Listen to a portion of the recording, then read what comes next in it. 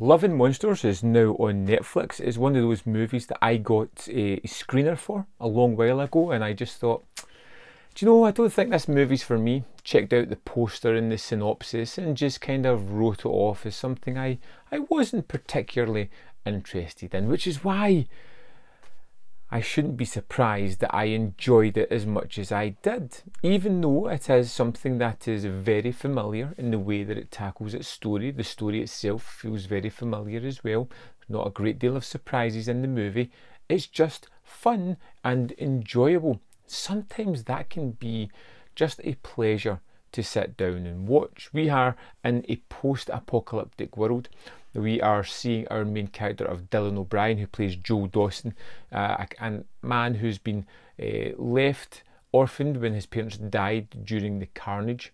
Like most of humanity, him and a few group of people that they met surviving have went into little colonies under the ground, hiding away from the warped, mutated monsters that have enveloped the earth.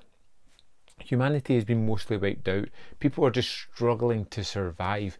Joel is stuck in a colony where he is the only single person.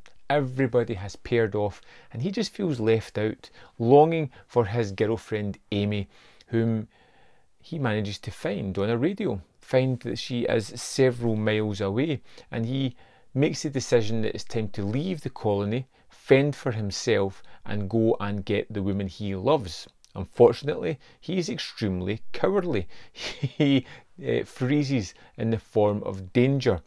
And now we have this guy who probably shouldn't be able to survive the real world, trying to traverse it to get to the woman he loves. It sounds kind of trite and over-familiar and unoriginal, but there is a certain level of whimsy and fun and creativity within the movie that I just absolutely loved. For one, the monsters are particularly great. They rationalise why things have happened, and the monsters are animals that were on this planet. Insects, bugs that have grown exponentially and now become top of the food chain. And seeing these familiar and particularly amazing creatures having to fight against their main character Joel is just really fun. They're wonderfully designed, they feel really interesting to look at, and I just loved the nature of how they all looked.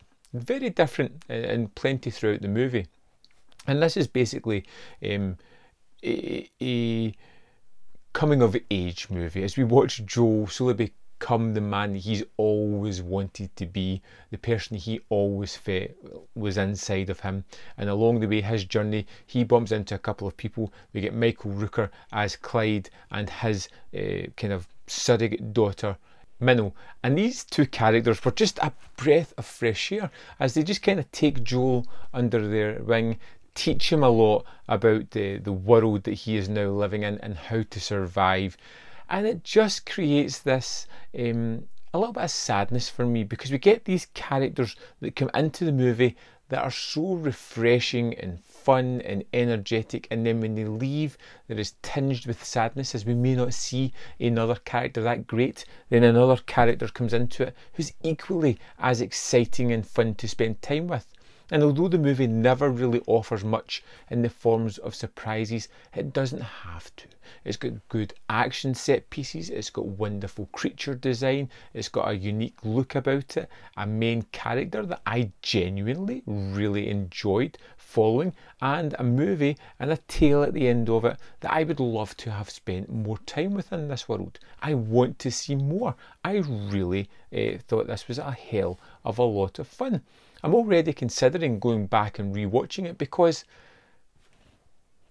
it's a good movie, really fun entertainment. If at all you were like me and kind of wrote this one off as something you might not be interested in, it's definitely time to give it another shot. Great film. I'd love to know your thoughts on it. Let me know in the comment box below, and I'll see you next time on Man v Film.